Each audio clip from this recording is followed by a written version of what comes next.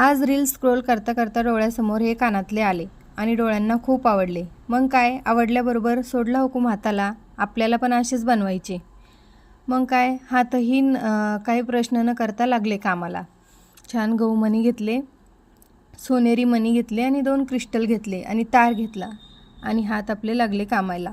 काही तक्रार न करता निमूटपणे काम करणं हाच तर माझ्या हातांचा गुणधर्म आहे, त्यामुळे ते मला खूप आवडतात. मग काय, एक एक मणी एका मागोमाग एका पाठोपाठ एक असे ओवून घेतले आणि झाली एक त्याची कानातले तयार करायला सुरुवात. पण मी माझ्या हात कानातले तयार करत आहे, तेव्हा तुम्ही तुमच्या हाताला काम लावलं पाहिजे. म्हणजेच काय, चॅनलला लाईक, शेअर आणि सबस्क्राईब तर केलंच पाहिजे.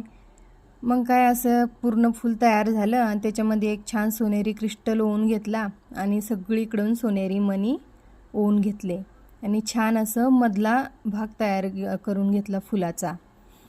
आणि अगोदरचाच पहिलाच भाग हा खूप सुंदर दिसत होता आणि नंतर मग दुसऱ्या पाकळ्या बनवायसाठी घेतल्या. छान एका मागोमाग पाकळ्या बनवून खालच्या पाकळ्यामध्ये हे वरचं फूल असं सेट केलं आणि ते एवढं सुंदर दिसायला लागलं. मला तर खालच्या साकळ्या जोडावी की नाही हाही प्रश्न पडला, कारण ते असंच खूप सुंदर दिसत होतं. त्याला छान असं फिट्ट करून घेतलं आणि माझ्याकडे पाहिजे तशा नव्हत्या कानातल्याच्या साकळ्या, ज्या होत्या त्याच जोडून घेतल्या आणि जास्त नसल्यामुळे आहे तेवढ्यातच सगळं भागून घेतलं. आणि रीलमध्ये पाहिल्याप्रमाणे माहीत नाही झाले की नाही, कारण माझ्याकडे तसं मटेरियलच नव्हतं, पण खूप सुंदर तयार झाल्यावरती दिसत होते. मग पाठीमागचा कानात घालण्यासाठी बेस तयार करून घेतला, ताराचाच बेस तयार करून घेतला. ऑलरेडी क्रिएटेड नव्हता माझ्याकडे.